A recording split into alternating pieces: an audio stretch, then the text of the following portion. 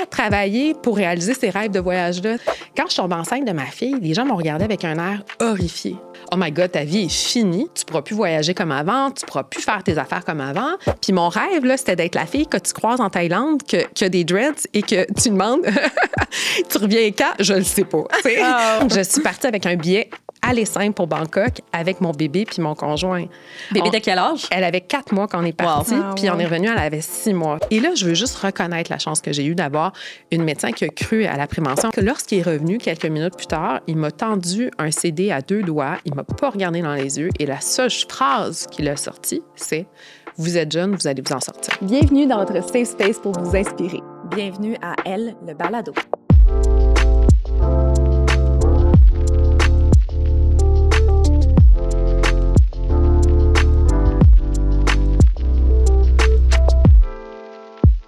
Bienvenue, Sophie! Oh, je suis contente! Merci d'être parmi nous. Hey, là, Tu as été chaudement recommandée, faut dire. Ben merci, Ariane. Oui, c'est Ariane. C'est ça, c'est qu'elle est amie avec Ariane. Oui, mais elle n'a pas été recommandée qu'une seule fois, il me semble. Ouais, c'est ça, je suis en train de me dire. ça. T'es revenu dans nos Q&A sur Instagram, puis il y a 2 personnes, me semble, qui l'ont nommée. Alors, continuez de me référer. J'adore ça et je remercie à toutes ces personnes anonymes Et qui tu vas l'ont fait. pouvoir revenir 8 fois parce qu'on aurait pu parler de bien des affaires aujourd'hui. Puis ça fait déjà 3 fois qu'on commence l'épisode hors cam. Puis on est comme non, faut qu'on se retienne de jaser. C'est toujours bon signe, quoi. Absolument. Puis on aime commencer nos épisodes avec une petite ronde de questions en rafale. Questions rapides, réponses rapides. J'aime ça. Prête? Je commence? Vas-y. Tu te réveilles à minuit puis t'as bien faim. C'est quoi ton snack préféré? Oh, j'adore les chips à les vinaigres. Mais je devrais vraiment pas dire ça publiquement. Je vais dire des céleris. C'est pas vrai. Des céleris et des carottes. Non. Les chips, quoi. Oh, Imagine ton 5 de minuit, c'est des céleris. Là. C'est vraiment... triste. Ta vie est triste. Comme avec du... C'est pas tant mon genre, mais avec du cheese whiz. Ouais. Là, ce serait... Jeune tripais, là. C'est ça, là. Que voulais-tu faire quand tu étais petite? Je voulais être journaliste. Ah! Je voulais aller à l'ATM, à Jonquière, en arts et technologies des médias. Mais mes 2 parents sont portugais, puis on est comme vraiment soudés familialement. Et je me voyais pas m'en aller là-bas. Et après ça, ben, il est arrivé, petite histoire, ben, la crise du verglas et compagnie. Puis j'ai découvert un métier qui était les relations publiques. Et je me suis dit, ben, coudonc, c'est comme un genre de entre-deux. Ouais. Puis je me suis dirigée en relations publiques plus tard. Ouais, nice. ça fait bien de sens. J'adore. C'est quoi l'emoji que tu utilises le plus en texto? Oh my God, le cœur jaune.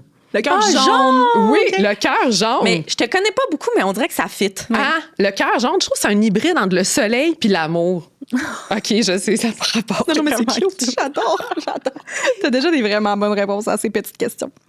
On s'en va au karaoké ce soir. Oh! Quelle chanson tu choisis pour chanter? Il y a une chanson que je chantais toujours en meeting, là. C'est « Ce n'était qu'un rêve ». Mais je fausse complètement. Ça, Fait que c'est correct. ça qui est très drôle. Là. C'est très audacieux comme drôle. chanson, Ben là. voilà, Oui. l'audace me définit bien. Mais justement, pour les gens qui ne te connaissent pas, on aime bien commencer les épisodes avec les invités qui se présentent eux-mêmes, puis on réalise parfois que c'est une grosse question. Ouais. Mais qui est Sophie?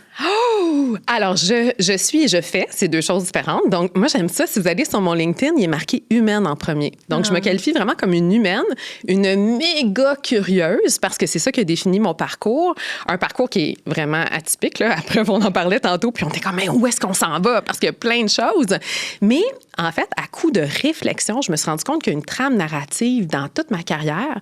C'est que ce qui me motive dans la vie, c'est d'aider les gens à réaliser leurs rêves. Donc, tous mes projets, je sens qu'il y a comme toujours cette espèce de discours sous-jacent, que ce soit des rêves entrepreneuriaux, avec la ruche, on y reviendra peut-être, de voyage avec le guide des parents voyageurs, bébé Jetlag, et là, de santé avec le projet qui m'anime vraiment beaucoup, ou les sujets qui m'animent vraiment beaucoup.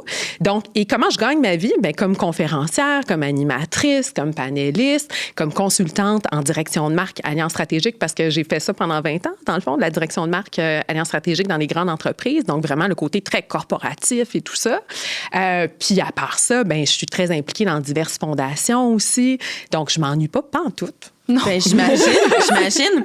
C'est fou parce que vous en parliez un petit peu tantôt, puis j'avais un petit peu cette réflexion-là dans ma tête. Tu sais, Marie-Lou et moi aussi, on a beaucoup de projets en the side. Moins que toi, par contre. Moins que toi. Mais on a plusieurs projets, puis ça m'anime tellement, mais ça m'arrive, souvent SPM, que je suis comme, on dirait que je lâcherais tout puis j'irais dans un 9 à 5, 4 secondes, juste un petit peu étourdissant. T'es-tu étourdie des fois? En fait, je pense que j'étourdis plus les autres que moi-même. Parlez-en à mon conjoint et mes enfants. Là, mes parents comprennent toujours pas ce que je fais. Je veux dire, sérieusement, là, ils ne comprennent absolument pas ce que je fais. Mon père, il peut pas expliquer. Non, il y a exactement. Quoi que ce soit. Mais bon, je sais que j'ai été dans du 9 à 5. En fait, dans mon cas, en milieu corporatif, surtout en technologie, c'était vraiment on était dans l'hyper-performance. Donc, ce milieu corporatif, je sais que j'y ai déjà été, j'y ai goûté. Fait que j'ai pas vraiment cette espèce d'envie d'aller là-dedans. Par contre, est-ce que j'ai envie, des fois, de me dire, je décroche et j'ai pas 8000 alertes sur mon téléphone, là, juste d'être invisible au sens technologique, là? Ça, par exemple, oui. Parce que vous le vivez, hein, les DM, ça rentre tout le temps, 24 heures sur 24, et de partout, et de partout, et de toutes sortes de sujets complètement, parce que vu que j'incarne, en fait, des références dans des domaines qui sont complètement différents, c'est pas comme si je nourrissais un champ d'expertise unique, j'en nourris plusieurs. Donc, j'ai autant des mamans en congé de maternité que des gens qui ont des diagnostics qui m'écrivent, des super voyageurs. C'est de tout et partout. Oui. Ou dans le milieu des affaires aussi. Là, c'est ça qui est le fun. Ben, moi, j'aime ça parce que je célèbre cette diversité-là. Puis donc, non, j'ai pas vraiment envie, mais des fois, j'ai envie de m'enfermer dans une grotte. Ouais. Je peux comprendre. D'être sur le bord de la plage, le téléphone n'existe pas, il y a juste l'eau, t'es toute seule. Moi, c'est ça que j'ai envie parfois. Ben, moi, j'aime ça être dans l'avion pour ça. Ouais. Mais là, Air Canada a du Wi-Fi. Oui, merde, absolument. Mais je comprends. Mais des fois, quand je prends Transat pour pas le nommer, là, je reviens du Portugal cette semaine, puis j'ai 7 heures déconnectée. Incroyable. Ouf. Incroyable. C'est ça, les vacances. Pour toi, les vacances, c'est l'avion. T'es comme, mal au Japon, on va le dire. Exact. Puis, est-ce que tu peux nous parler un peu plus contexte accomplissement, mettons, parce que tu as une grande liste d'accomplissements. Et c'est ça, on aurait pu parler de bien des affaires avec toi. J'avais vraiment l'embarras du choix. Ouais. J'ai fait mon petit choix aujourd'hui sur un sujet qu'on va pouvoir plonger plus tard, qui était vraiment au niveau du cancer. J'aime ça. Il faut qu'on en parle, mais j'aurais pu parler bien d'autres affaires. Fait que je pense que ça peut quand même valoir la peine pour que les gens y apprennent à plus te connaître, de faire comme, OK, là, qui d'autre? Tu sais, c'est quoi les autres choses? Veux-tu que je raconte une histoire? Ben, je peux vous raconter une histoire. Tu peux nous raconter une histoire? J'adore les histoires. OK. Bon, on est du popcorn, quelque chose. Hein? Oui, je sais pas. Je sais qu'il y a quelqu'un ici présent qui fait des gâteaux, votre réalisatrice. Hey, gang, on vient de s'empiffrer de croissants, là, écoute. Non, on aime ça. En plus, on est genre en pyjama, la vie en rose. On est vraiment jalouse. J'aurais vraiment dû t'en prendre un. Là, je vais aller sur le site de La Vie en rose. Ce n'est pas une plug. Vous avez l'air tellement confortable. Je suis vraiment jalouse. Alors, bravo. On est prête. Bravo pour votre création. Merci. Alors, en fait, moi, je l'ai évoqué tantôt, mes 2 parents sont portugais. J'ai grandi sur la rive sud de Montréal et tout ça, avec cette ambition-là de faire le tour du monde. Hein? Mais j'avais pas... Puis, tu sais, très vite, j'avais cette conscience d'un ailleurs, j'avais cette curiosité-là, j'avais envie d'aller voir plus loin, tu sais. Puis, j'ai réalisé super vite aussi que mon milieu était pas unique, parce que je pense que c'est un beau cadeau quand tu as des parents qui viennent d'ailleurs aussi. Tu sais, tu le sais qu'il y a différentes façons de faire. Et je pense que c'est ça qui a teinté aussi mon parcours. Donc, on en a parlé aussi. Je rêvais d'être journaliste. Je me suis inscrite en communication. Fait que je suis ce qu'on appelle une fille de communication à la base. Donc, c'est ça qui a teinté mon début de carrière. Très vite, j'ai touché à l'entrepreneuriat. J'ai lancé mon agence de relations publiques. J'avais 19 ans. Puis ça, c'est rare, j'en parle. Dans le fond, c'est le fun. J'en parle jamais. Ça s'appelait Sophie Reiss, Relations publiques. I love it. Claire. Vraiment efficace. Drôle. Et j'ai commencé, en fait, c'est super drôle. À très jeune, je m'occupais des relations publiques de Lacoste, des cosmétiques cliniques, des marques extraordinaires. Puis, je travaillais dans une boutique et lorsque j'ai vu l'offre d'emploi passer, puis ça disait expérience en mode, bac complété. Puis j'étais au cégep en communication. J'ai travaillé dans une boutique. J'ai postulé. Je pense que c'était sur Job Boom à l'époque, quelque chose comme ça. Et je pense que la personne, elle devait être vraiment mal prise. Puis elle m'a prise, en fait. Donc, j'ai commencé dans une agence comme ça. Puis rapidement, c'est ça, j'ai lancé ma propre boîte. Donc, j'ai fait de la production d'événements. Je suis une bébé de la télécommunication. À l'époque, on invitait les gens, on apprenait aux gens à envoyer des SMS. Tu sais, on écrivait soleil sur des padgettes, là. Tu sais, c'était vraiment dans cette époque-là. Donc, rapidement, je me suis bâti une expérience en technologie puis en innovation très jeune parce que ça a juste anodin de même. Parce que j'étais dans cette vague de promotion au début des années années 2000, la promo sur le terrain. Vous vous souvenez les escouades qui donnaient des échantillons? On voit plus ça là, maintenant, là. Mais j'étais dans cette vague-là. On produisait des festivals dans la rue, on mobilisait des affaires de fou. C'était des bonnes années de l'événementiel, vraiment. Et bon, donc, j'ai travaillé en agence de pub. Après ça, j'ai travaillé en milieu corporatif, qu'on a dit, pour des grandes marques, dans le fond, très, très jeune. Donc, j'avais des postes de direction, très, très jeune. Fait que j'étais vraiment dans cette espèce de hyper-performance, dans ces programmes, dans le fond, de haute, de développement pour la haute direction et tout ça. Et en 2016, je me suis posé une question qui est bien simple. Pourquoi? Hein? Pourquoi je fais tout ça? Parce que veux pas, là, depuis que j'ai 14 ans, j'étais la grosse mascotte sur le bord de l'autoroute. Là. C'était vraiment ça. Je voulais travailler pour réaliser ces rêves de voyage-là. Si je reviens à la petite fille qui était dans son sol à Brossard, je voulais ça. Mais oui, j'ai fait le tour du monde. Oui, je me suis, j'ai bougé. Mais pourquoi je fais ça tout le temps? Puis entre-temps, j'avais eu ma fille en 2012 et c'était durant mon congé de maternité en 2016. Hein? Fait que ça, c'est comme, tu sais, des fois, en congé de maternité, hein, c'est des beaux tremplins. Je trouve que c'est des cadeaux, ça. C'est incroyable. Puis en 2012, juste pour revenir sur la ligne du temps, pour ne pas perdre les gens, on revient en arrière de 4 ans. Quand je tombe enceinte de ma fille, les gens m'ont regardé avec un air horrifié en me disant « Oh my God! » Ah oui, je vous jure, là. « Oh my God, ta vie est finie. » Tu sais? C'est horrible. C'est horrible. On a reçu Laurie Dupont. Oui, je l'ai écouté. Qui est une femme extraordinaire. Ah, je sais. Mais c'est ça qu'elle dit, à quel point les gens voient ça comme une faiblesse. Puis j'aime que tu le mentionnes, que non, au final, c'est notre force, c'est un beau tremplin. Quand est-ce que, je veux pas dire que la vie s'arrête, là. Oui. C'est difficile d'avoir un bébé et tout, là, mais t'as le temps de penser. Ah, vraiment. Pour moi, ces 2 congés-là, parce que, tu sais, je reviens dans la ligne du temps en 2012, quand on m'a dit « Oh my God, ta vie est finie », tu ne pourras plus voyager comme avant, tu ne pourras plus faire tes affaires comme avant. Et même en milieu corporatif, c'est un milieu très masculin, très performant. Puis je voyais que même, je suis entourée de femmes extraordinaires à la vice-présidence, puis je suis à tous les jours reconnaissante de ces femmes-là parce qu'elles ont été fantastiques, mais reste quand même que je sentais cette pression-là. Il faut la nommer, elle était réelle. Tu sais. Avais-tu pris un an? Oui, bien sûr que j'ai pris un an. Oh que oui, et je me suis amusée parce que tout ce temps-là, moi, je partais souvent, mais pas longtemps. Puis mon rêve, là, c'était d'être la fille que tu croises en Thaïlande, qui a des dreads et que tu demandes « Tu reviens quand? » Je le sais pas. Ça, c'était mon rêve. As-tu eu des dreads? Je n'ai pas eu de dreads. Merde. Eh non, absolument pas. Par contre, je suis partie avec un billet aller simple pour Bangkok avec mon bébé puis mon conjoint. Bébé de quel âge? Elle avait 4 mois quand on est parti, puis on est revenu, elle avait 6 mois. Fait que c'était quand même une belle expérience. Mais entre-temps, donc avant et après, on a aussi voyagé ailleurs. Donc, en fait, ce congé de maternité-là, en 2012, m'a servi à faire le tour du monde avec mon bébé. Ce qui a été un immense apprentissage, juste ne serait-ce sur cette vision de la maternité, qu'est-ce qui se passe ailleurs, qu'est-ce qu'on peut faire ailleurs aussi. Juste de penser, c'est niaiseux, hein, mais avons-nous besoin de tout le temps? Mm-hmm. Je pense que ma grande poussette, à l'époque, c'était des bougabous. Là. Si tu n'avais pas de bougabous, ton univers social n'était pas...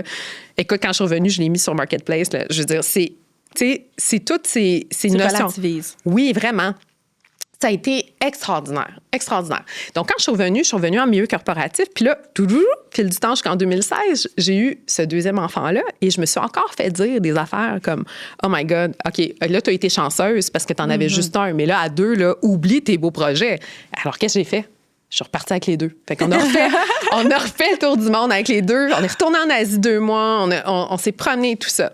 Et là, donc, quand je me suis posé cette grande question-là en 2016, bien, pourquoi? Je me suis dit, est-ce que ma rationnelle, est-ce que ces compétences-là, ces forces-là, en tant que femme et en tant que professionnelle, pourraient pas être transposées dans d'autres choses qui pourraient, justement, avoir un impact plus grand sur ma propre vie en tant qu'humaine, hein, parce que j'adore être une humaine, en tant que maman, parce que j'avais quand même 2 enfants, en tant que citoyenne aussi. Puis, est-ce qu'il y a quelque chose que je peux créer qui a un impact sur mon monde, donc, mais sur le monde? Et la vie, faites attention à ce que vous envoyez dans l'univers parce que ça arrive. Hein? Puis, Jean-Sébastien, qui était une connaissance, me dit « Hey, j'ai une idée, ça s'appelle La Ruche. » Il y a GoFundMe, il y a Kickstarter, ça se passe aux États-Unis, c'est arrivé en 2013, mais on pourrait faire quelque chose au Québec qui a un côté plus humain, qui mobilise l'écosystème entrepreneurial, qui est un peu dans le principe de « Aide-toi et le ciel t'aidera ». C'est-à-dire que si tu en fais un bout, peut-être qu'il y a des entreprises qui vont se coller, qui vont en faire faire un bout et tout ça. Et là, j'ai trippé sur ce modèle-là parce que ça nourrissait la petite bébite qui aime créer des liens, tu sais, d'aider les gens à réaliser leurs rêves. Donc, j'ai comme tout lâché pour sauter là-dedans. Et ça m'a donné l'espace pour créer la plateforme qui, à l'époque, le blog qui s'appelait Bébé Jet... qui s'appelle toujours, c'est juste que les blogs, on va moins là-dessus, Bébé Jetlag, et qui maintenant a migré un peu plus sur Instagram, qui est vraiment la référence des parents voyageurs, qui est devenu, en fait, le livre Le Guide des parents voyageurs, qui est un best-seller dans la francophonie depuis 2018, qui a été réédité par la suite. Donc, pour répondre à ta question, c'est quoi mes réalisations? C'est beaucoup tout ça. Ben, c'est ça que je savais que ça allait être. Je me demande, moi, la ruche, dans le fond, est-ce que quand t'es revenu de ton deuxième congé de maths, t'as sauté tout de suite là-dedans? En fait, j'ai quitté Vidéotron, pour pas le nommer, le 1er juin, puis je suis embarquée là-dedans, officiellement. Wow. Ouais. Mais au retour. Tu fais juste prouver aux gens maintes et maintes fois à quel point ils ont tort. À quel point ils ont tort, mais pourquoi est-ce que les gens se permettent des commentaires de la sorte par rapport au congé de maternité? Moi, c'est une aberration, tu sais. Puis je trouve que, en fait, t'apprends tellement en congé de maternité, t'apprends sur toi, t'apprends sur la vie, t'as une autre perspective. Puis c'est la diversité des perspectives qui font justement qu'on est des meilleurs humains, tu sais.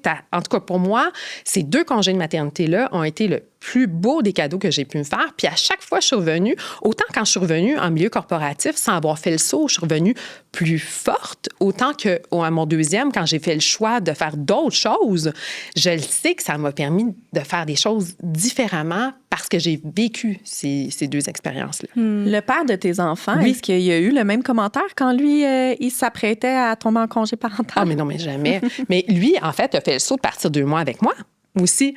Puis il était, en fait, dans un environnement assez ouvert, extraordinaire. Il était propriétaire d'une agence de publicité. Donc, déjà là, il y avait une ouverture qui était plus grande, disons, que s'il était fonctionnaire dans une ville, disons. Mais des commentaires du genre, est-ce que tu vas mettre la vie de ton enfant en danger parce que tu l'amènes en avion? Ça, non, il n'y en avait pas. Qu'est-ce que tu vas donner? À sa carrière? Oui, non, ça, il n'y avait pas de... Personne ne doutait de ses capacités au retour de ce congé parental-là, quoi. Mais non, absolument pas. Et personne ne doutait de ses capacités de papa en voyage. Non, mais absolument fou, pas. Hein? Ouais. Puis, j'aime ça, votre psychologue. Mais je suis sûre qu'on s'en allait dire la même chose. Vas-y, Loulou. Moi, j'allais dire parce que la maladie s'est invitée dans ta vie. Tout allait très bien, hein? C'est ça. Là, vous êtes tout après imaginer, ceux qui ne me voient pas à la caméra avec un filtre beige Instagram, tout avec mes enfants habillés, assortis en voyage sur une photo. C'est pas vrai. D'ailleurs, si vous allez sur mon compte Instagram, vous allez voir que vous allez absolument pas voir de filtre, OK? Puis que vous allez voir plus de photos de où sont cachées les toilettes ou des choses de même, parce que ce qui est important pour moi, c'est l'efficacité des trucs, des astuces pour économiser, pour voyager de façon comme brillante. Mais bref, parenthèse. Mais tout allait super bien. Pour vrai, j'étais heureuse. Ma carrière allait bien. Puis là, il est arrivé une pandémie. Et là, je sais pas si vous avez remarqué dans ma voix, mais ce que j'aime le plus au monde, c'est jaser. J'aime ça, les humains. Écoute, on peut pas te blâmer, on a parti un balado. Non, mais c'est ça! Non, écoute, j'aime ça, jaser. Puis les gens me manquaient.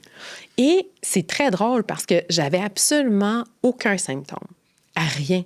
Moi, ma motivation, c'était j'avais envie d'aller voir des gens et qui on pouvait voir durant cette... en toute légalité, à part ta famille, là. Ouais. Ben, c'était nos cliniciens. Puis moi, c'était une excuse, en fait, pour sortir de chez nous. Ouais. Mais pour vrai, je le dis dans mon livre, c'est vraiment, c'est ça l'histoire. Ma motivation à aller faire ces tests de prévention, puis c'est pour ça que je trouve que votre balado est hyper important, si je peux me permettre, parce que vous mettez de l'avant beaucoup la prévention sur plein d'invités que vous faites venir. Puis ça, là-dessus, moi, le dépistage, la prévention, les saines habitudes de vie, c'est des piliers qui me... Tu sais, ça me touche, puis je trouve ça beau. Fait, en tout cas, parenthèse, merci pour ça. Parce que moi, dans mon cas, la prévention m'a sauvé la vie. C'est fou. Parce que j'ai été, juste en passant, j'ai été faire tous les examens possibles. Fait que j'avais pas besoin de lunettes, j'avais une plaque occlusale, j'avais des orthèses, j'ai tous les spécialistes possibles, je les ai toutes faites, OK? Jusqu'à temps que je me rende chez ma gynéco, parce que j'étais due. C'est juste pour ça. Et lorsque je suis arrivée à son bureau, elle a juste eu le réflexe de se questionner en me disant, hey, c'est vrai, je t'ai jamais examiné les seins. Puis elle m'a examiné les seins, elle a vu absolument rien d'anormal, mais c'est sûr, j'avais des seins denses, fibrokystiques, mais il y a plein de femmes, hein, surtout en bas de 40 ans, là, on en a beaucoup, là, des seins denses, fibrokystiques. Là. Puis elle s'est dit, textuellement, elle m'a dit, hey, t'aimes ça de promener? Ça te tente-tu de te faire 2 nouveaux amis? Un radiologue, une technicienne en imagerie? Et moi, j'ai dit, ben oui, et pourquoi pas? Puis j'ai pris un rendez-vous le 20 novembre 2020, un vendredi, parce que c'était moins occupée au bureau, et je me suis ramassée là-bas. J'étais sur la chaise, en fait couchée, dans le fond, dans le bureau du radiologue pour faire l'échographie. On a commencé par le sein gauche parce que sur le papier, il fallait quand même d'avoir une piste à investigation. Et là, lui, super relax, il dit, écoute, il n'y a rien, on va juste s'assurer du côté droit que ce soit la même chose. Et là, je veux juste reconnaître la chance que j'ai eue d'avoir une médecin qui a cru à la prévention. Elle a étudié aux États-Unis, c'était à 40 ans le dépistage, où est-ce qu'elle était. Donc, en fait, sa rationnelle, c'est on va te prendre des images pour que plus tard, on ait un marqueur, un barème pour s'y référer. Hein? Donc, c'était pas de l'intervention, rien du tout. Et du côté droit, lorsqu'il a passé la petite machine, s'il n'avait pas dit à son visage qu'il était stressé, là, en tout cas, clairement qu'il ne l'a pas dit à sa face. Là. Je veux dire, sa face, elle s'est figée. Il est devenu complètement blême. Puis la seule chose qu'il répétait, c'est il va falloir d'autres images. Il va falloir d'autres images. OK. Oh mon Dieu. Mais, OK, mais encore. Prends-en d'autres. Vas-y. Donc là, je me suis déplacée, j'ai pris d'autres images et lorsqu'il est revenu quelques minutes plus tard, il m'a tendu un CD à 2 doigts, il m'a pas regardé dans les yeux et la seule phrase qu'il a sortie, c'est « Vous êtes jeune, vous allez vous en sortir. » On est vendredi, le 20 novembre, en matinée. Il me tend un CD, il dit « Vous êtes jeune, vous allez vous en sortir. » Mais vous en sortir de quoi? Oh my God. Est-ce que j'ai un cancer en stade de qu'est-ce que j'ai? Un sortir de quoi? Et là, la seule chose qu'il me répétait en loup, puis j'ai vraiment essayé de le séquestrer. Hein? Moi, je suis très bonne pour séquestrer les cliniciens, OK? Mais écoute, la seule chose qu'il me disait, c'est allez porter votre CD à cette dame, puis on va vous rappeler madame. Ça, d'ailleurs, ils finissent toujours leur phrase par madame, tout le temps. Ils vont vous rappeler madame. Et la seule chose qui m'est venue comme instinct, tu sais, parce qu'on a une petite voix, hein, c'est reprends ce CD-là. Mais moi, j'ai pas d'amis, là. J'ai pas d'amis oncologues, j'ai pas de, tu sais, j'ai pas de passe-droit. Je sais pas ce que je vais faire avec ce CD-là, hein. Rien. Moi, j'avais ce CD-là et la seule chose que j'ai faite, qui est très drôle, je me suis mis à tirer dessus. Parce que la secrétaire, dans le fond, prenait le CD. Puis elle s'est dit, cette fille est en état de choc. Là. Donc, elle me tirait. Et moi, je tirais plus fort. Fait qu'on a fait une bataille de CD comme ça pendant comme 1 minute. Ça faisait comme... Puis je suis partie avec le CD. Je l'ai pas arraché des mains, mais pas loin. Et je suis partie sans savoir du tout quoi faire. Mais la seule chose que j'ai faite, puis j'adore, c'est ça, on parlait de la sororité dans l'épisode que tu mentionnais tantôt avec Laurie. Bien, je me suis assise le 20 novembre 2020. Je me souviens, quelqu'un qui a passé à travers un parcours se souvient de toutes les dates et les heures. Okay? Et j'étais dans mon véhicule, dans le stationnement de cette clinique en imagerie. Et je me dis, en affaires, qu'est-ce qu'on fait quand on a une situation? On appelle des gens qui ont déjà vécu la même situation. Mais à 38 ans, à l'époque, je n'avais pas beaucoup d'amis qui avaient passé par là. Mais j'avais assez de contacts pour trouver des gens qui...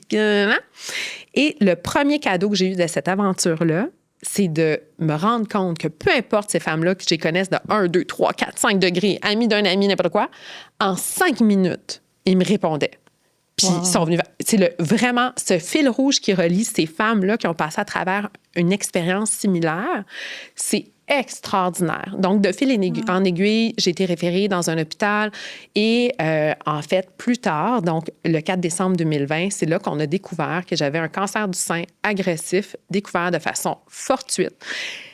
Souvent, on parle d'antécédents familiales. Vous avez eu l'épisode avec Charlotte aussi sur le gène BRCA2 et compagnie. J'avais pas personne dans ma famille, j'avais aucun. C'était impalpable. Hein? La tumeur était cachée sous mon mamelon. C'était impossible d'y toucher. Okay? Et encore là, la journée du 4 décembre, c'était la journée du délestage. Hein? Donc, qui renvoyait les gens chez eux. Et qu'est-ce qu'on m'a dit? On va vous rappeler Madame! Oh, mon et Dieu. Encore là, ma petite voix m'a dit, il faut que tu fasses quelque chose. Et là, encore là, je suis descendue aux archives de l'hôpital, j'ai rapatrié mon dossier. Je me suis mis à cogner en pleine COVID dans les hôpitaux jusqu'à temps qu'il y ait une chirurgienne oncologue qui voit mon dossier, puis elle a fait « Oh non, c'est pas vrai, il faut qu'on l'opère tout de suite. » Puis à preuve, le 18 décembre, donc quelques jours plus tard, rappelons 4 et 18, on m'a opéré d'urgence, en fait, et la masse avait doublé, touché des ganglions et tout ça. Donc, si je n'avais pas eu cette espèce d'instinct féminin où j'ai aucune idée, appelons-le comme on le veut, qui m'a dit « Il faut que tu fasses quelque chose », ben le parcours aurait été différent parce que par le temps qu'il me rappelle, j'étais déjà opérée en traitement, en chimio et tout ça. Exactement. Est-ce que j'ai le droit de te demander c'était à quel hôpital? Je ne sais pas si nécessairement je les nomme, mais je peux vous dire que moi, j'ai eu des super bons services au CHUM, à Maisonneuve-Rosemont.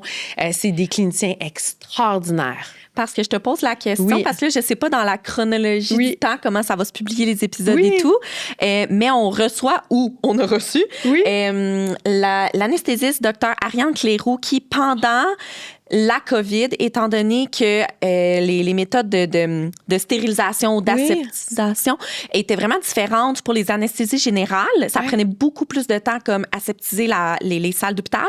Elle a développé un protocole pour les mastectomies que les femmes étaient sous anesthésie locale et non générale, mais ça a révolutionné le monde de la médecine parce qu'il était capable, pendant la COVID, tout d'un coup, d'opérer plus de femmes qu'avant et avec beaucoup moins de répercussions après. Tu te réveilles de... Ah, c'est sûr! Ben, tu te réveilles pas après ta chirurgie, t'es déjà réveillé. Fait que tu peux manger, ta récupération est meilleure et tout. Bref, fait que c'était... mais je l'aime. En tout cas, je vais écouter cet épisode. Cette femme était déjà rodée sur mon épisode. Mais là...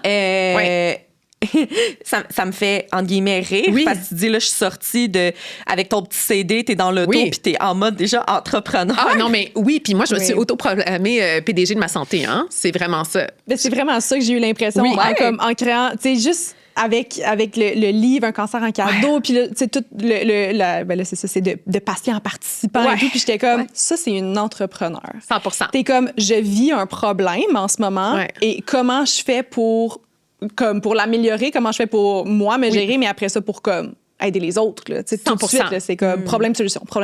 Ah oui, mon cerveau. Moi, le 4 décembre, je ne me suis jamais posé la question, en fait, pourquoi moi, mais qu'est-ce que je vais faire avec ça? Puis aussi, ce qui est fou, puis quand on vit quelque chose, on se rend compte aussi de ce qui ne va pas. Puis moi, mon cerveau est toujours dans un mode amélioration continue, puis de se dire, OK, qu'est-ce que je peux faire égoïstement pour moi, mais surtout pour les autres. J'ai vraiment ce côté-là qui est impact social, qui est dans mon ADN, ça coule.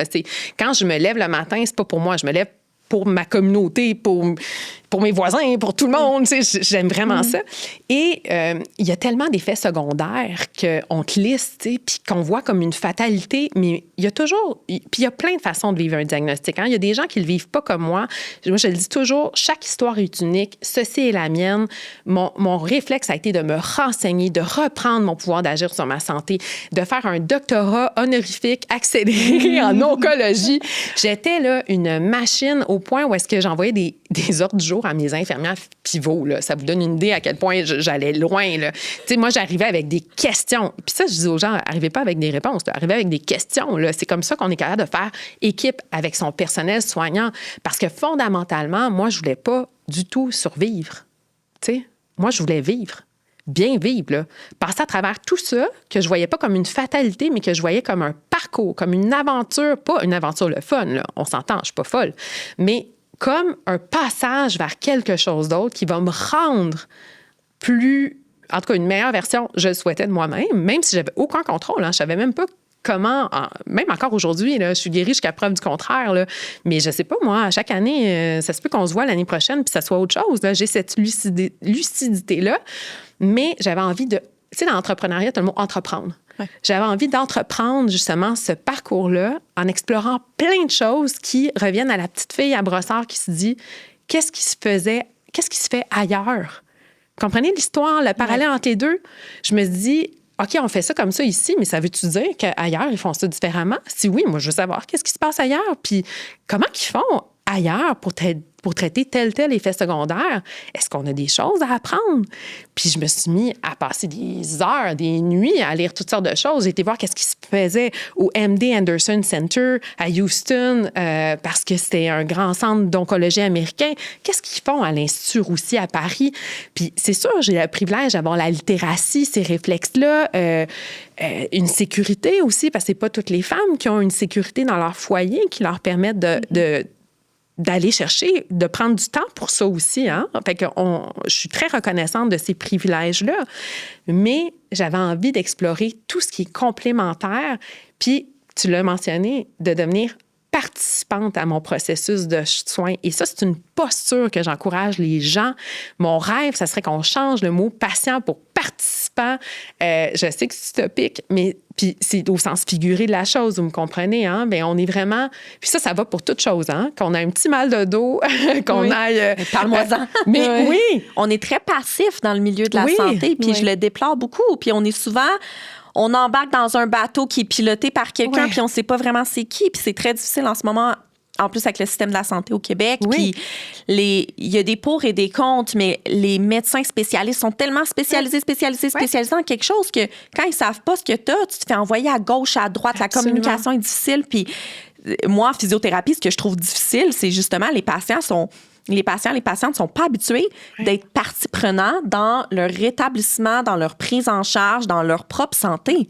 Oui, puis ce qui est beau, en fait, c'est que ça va évoluer. 3 millions de dollars sur 3 ans, c'est le plus gros don à vie que la Vie en rose va offrir en collaboration avec la Société de recherche sur le cancer. Si vous allez dans un magasin La Vie en rose pour le mois de mai et le mois d'octobre, c'est les mois des grandes collectes. Donc, vous allez voir une boîte où est-ce que vous pouvez aller porter vos soutiens-gorge usagés. Et pour chaque soutien-gorge qui va avoir été collecté, il va y avoir $1 qui va être remis à la Société de recherche sur le cancer. Ça fait plus de 80 ans que la Société de recherche pour le cancer existe. Ça a été fondé initialement par un groupe de femmes qui se sont dit, il n'y en a pas des initiatives de recherche sur le cancer. Donc, ils se sont alliés ensemble et depuis ce temps-là, elles travaillent d'arrache-pied pour faire des collectes comme ça, pour faire des initiatives de recherche. Et ça, chez elle, le balado, on en est vraiment fiers et on est surtout fiers de s'associer avec elle et avec La Vie en rose. D'ailleurs, je vous dis ça de mon plus grand confort parce que ce petit kit est absolument confortable. C'est un nuage et je veux le porter 24/7. C'est le kit lounge et c'est les ensembles qu'on porte dans l'épisode d'aujourd'hui si vous nous voyez en vidéo. Et c'est parfait pour tout type d'activité. Écoutez vos balados préférés, regardez vos séries Netflix, faire du travail à la maison. Moi, j'en suis absolument... coupable, mais non coupable. Si jamais vous voulez les magasiner, allez sur le site web de La Vie en rose. Tous les détails sont en description. Et pour le mois de mai, allez porter vos soutiens-gorge usagés dans les magasins La Vie en rose. Moi, j'en ai comme 10 au moins là, qui traînent dans mon petit tiroir. Donc, c'est ce que je vais faire. Et si vous n'avez pas le temps ce mois-ci, il va y avoir une autre initiative au mois d'octobre. Donc, on espère vous y voir. Et sur ce, bon épisode! Je vous pense aux chaires de recherche de Marie-Pascale Houck-Pomé en partenariat patient. Il y a un mouvement de partenariat patient qui commence à voir le jour. Je pense à des médecins plus ouverts. Il y en a plein dans mon livre. J'ai un chapitre parce que vraiment, ma philosophie, c'est de faire équipe. Hein? C'est pas un ou l'autre, c'est un et l'autre. OK? C'est vraiment ça. Bien, c'est ça que je me demandais parce que moi, j'ai l'impression, là, j'arriverais là, avec tout ça, puis toutes mes questions, puis là-bas, ils font ça, puis tout, puis j'ai l'impression que je me ferais virer de bord, de faire comme là, madame. Genre, vous ne savez rien, on sait, toi, attends, puis tu sais, j'ai l'impression que c'est cette relation-là. Et ça arrive. Est-ce que ça a été, mais est-ce que ça a été bien reçu pour toi? Parce que tu parles justement de faire équipe avec tes spécialistes. Ils ont-tu embarqué dans le projet d'équipe direct en partant ou ça a été difficile? Non, pas direct en partant, mais ils ont embarqué. Et maintenant, quand je vais à mes rendez-vous, je fais... Ben là, je vous dis pas de faire ça, là, mais je fais des câlins à mon personnel soignant. Ça donne une idée à quel point on a développé vraiment une belle relation, une relation de confiance parce que ça leur fait du bien aussi, ultimement, de sentir qu'il y a un patient qui est engagé. ça leur sort de leur routine. Et combien de fois, je pense à un médecin que j'aime d'amour, j'en parle dans le livre, Israël Fortin, c'est un radio-oncologue à Maisonneuve-Rosemont. C'est un des humains les plus extraordinaires de la Terre. Si un jour vous voulez inviter un homme, invitez cet homme, OK? Et qui a cette vision-là comme ça. Je pense à lui, je pense à qui prenait des fois, parce que j'avais un cartable que j'avais appelé mon cartable guérison, où j'imprimais des recherches, OK, dedans, puis il partait, il allait la photocopie, puis il me disait « Hey, merci, c'est donc bien fun, ça! » Donc, lui, ça a été, je dirais, le premier à embarquer dans l'eau. Et tranquillement, il m'a fait gagner confiance aussi, puis et tout est dans la façon qu'on le dit, hein, parce que j'ai jamais été dans la confrontation. J'ai toujours été dans la façon... Pour moi, je pense que ça a été clair aux yeux de mes cliniciens que je respectais tellement ce qu'ils faisaient, que je croyais en eux, que je croyais en ce qu'ils font, que je crois, en fait, moi, je crois fondamentalement à la science, là, donc je suis vraiment quelqu'un qui est très aussi, tu sais, des données probantes, c'est important pour moi. Donc, j'ai jamais remis en question ce volet-là, mais j'arrivais tellement avec des choses aussi rationnelles, en complément, qui était juste ouvert, dans le fond. Mais ça a été... C'est pas tout le monde. Puis à preuve, il y a une statistique, c'est 85% des patients ne sont pas à l'aise de parler avec leur personnel soignant de ce qu'ils font en complément des traitements qu'ils ont à l'hôpital, de peur de se faire juger. Et ça, cette statistique-là, elle fait peur. Parce que quand on n'en parle pas, on ne crée pas de dialogue. Puis il y a aussi des zones où est-ce qu'on peut aller qui sont peut-être nuisibles. Donc, pour moi, je suis une fervente militante de la santé intégrative, de la complémentarité et de l'ouverture dans la discussion, de l'humilité aussi médicale, parce qu'on l'a nommé, quand on a des surspécialisations, on ne sait pas tout, on est des spécialistes de ce qu'on sait, mais il y a des beaux cas de travail d'équipe. Puis dans le livre, c'est ça le chapitre sur oser pratiquer différemment. Il y a tellement des beaux cliniciens au Québec qui sont des super spécialistes dans leur domaine, mais qui ont cette ouverture-là d'aller chercher des outils en complément. Parce que ton livre, il s'adresse à tous, mais il s'adresse aux médecins. Absolument. C'est ça. Moi, je donne plein de conférences dans les CIS, dans les CIUS, dans des congrès de santé, les fédérations de médecins francophones. Ce que j'adore, c'est en fait, le plus beau cadeau présentement, c'est surtout avec la Fondation, quand je vais former des médecins. Parce que je trouve que c'est beau, parce que c'est le savoir expérientiel, en fait, toute la philosophie du partenariat patient, entre autres. Là. Mais ce savoir expérientiel-là, il n'y a pas de prix.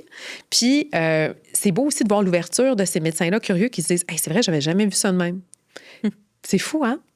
Puis c'est beau. Ce qui me trotte en tête depuis tantôt, là, bear with me, là. Oui. On a beaucoup eu de femmes au balado, entre autres Daphné Malbeuf. On a eu super femmes inspirantes. Puis souvent, ce qui revient, c'est... Tu sais, quand on n'est pas 100% exactement ce qui est sur l'affiche pour une nouvelle job, on va pas postuler pour ça. Puis j'ai l'impression, j'adore qu'on ait cet exemple-là de toi, qui est comme, il fallait un bac à 19 ans. Je l'avais pas le bac, mais je pense que j'étais bonne. Ils m'ont pris, puis là, même chose. Toujours ça. C'est très... ça peut être très confrontant, très difficile pour des gens. Quand dans notre société, énormément au Québec, là, par rapport à d'autres places dans le monde, c'est pas toujours comme ça, mais que les médecins soient sur un piédestal qui est lui-même sur un piédestal. Oui. Je dis pas que les médecins sont pas bons, au contraire, mais c'est la collaboration qui est la clé et pas de juste tout donner le pouvoir aux médecins. Puis toi, t'es comme, non seulement j'arrive avec des études, mais maintenant je les forme. Mais oui, je t'adore. Parce que ça, il n'y a pas de syndrome de l'imposteur. Là. Non, c'est pas ça, là, toi. Là, c'est pas non, en fait, ma mère pourrait venir ici, puis elle pourrait témoigner, en fait. Quand j'étais petite, j'ai toujours eu cette espèce de défoncer les portes. Tu sais, de tout le temps. C'est dans mon ADN, puis je le fais pour les autres qui vont me suivre. T'sais, c'est vraiment toujours ça. Puis, en fait, tu sais, le livre « Un cancer en cadeau », là, c'est le livre le plus offert en oncologie. Et si vous allez sur Amazon, vous allez le voir, là, parce qu'il y a les listings et tout ça. Je suis la seule qui n'a pas de PhD. Ouais. J'ai pas de PhD. Tu sais, j'en ai pas. J'en ai clairement pas. Puis, parce que à qui il s'adresse, ce livre-là? Il s'adresse à quelqu'un qui vient d'avoir un diagnostic parce que ça, en fait, j'ai rencontré plus de 100 médecins spécialistes chercheurs, OK? Parce que pendant ces 2 ans-là de traitement pour moi-même, j'ai noté sur tous les groupes de discussion, toutes les questions que je me posais pour moi-même, je me suis dit, je vais toutes les noter, toutes. Imaginez-vous le fichier, OK? Oui. Et je vais trouver tous les spécialistes qui vont répondre à toutes ces questions-là. Pourquoi? Parce que moi, j'ai les moyens de le faire. J'ai de l'énergie parce qu'il faut être en forme pour être malade, OK? J'avais de l'énergie quand même, parce que je faisais tellement de choses qui soutenaient ma vitalité en même temps que mes traitements, dans le fond, que j'ai pu réussir à faire ça. Puis j'ai pu ramener ces expertises-là parce qu'il n'y a personne, justement, qui a le temps de s'asseoir 5 heures avec le chef généticien du CHUM, le Zaki Alafaf, parce que je rebondis sur l'épisode de Charlotte, en fait, pour comprendre c'est quoi les tests génétiques. Moi, je l'ai fait parce que j'ai cogné à la porte de ce monsieur-là, puis il me l'a ouvert, puis j'ai passé 5 heures avec lui pour apprendre, comprendre, pour consolider, puis transmettre à toutes les futures personnes. Puis la rationnelle, c'est que lorsqu'on comprend, puis il faut vraiment distinguer apprendre puis comprendre, hein? Parce que tu peux apprendre sans comprendre. Mais si tu veux passer à l'action, il faut clairement que tu comprennes. OK? Fait que pour comprendre, là, lorsqu'on comprend, bien, on a moins peur. Puis, tu sais, ce qui nous bloque dans la vie, c'est la peur de ce qu'on connaît pas.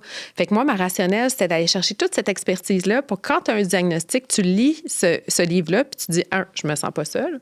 2, je suis en mesure de lire une histoire qui, le début, c'est comme une histoire, en fait, mais qui ramène à ces sections-là si tu veux plonger plus dans l'expertise de chacun.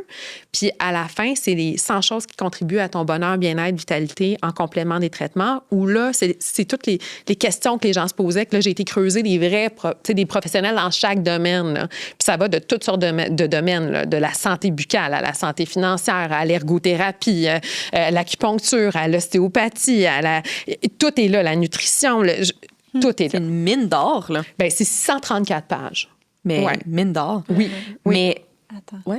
Juliane, est-ce que tu peux venir m'aider avec mon micro, s'il te plaît? Pourquoi le micro, il descend? Oh. Ben non, mais ici, juste, genre, ici. dans ton bedon. Ben, vu qu'on est trois pour le reste, probablement que je pourrais switcher avec l'autre bras tantôt. Merci. Non, mais on n'est pas obligé de le changer tout de suite. Il dure quand même longtemps. C'est juste que là, je suis comme.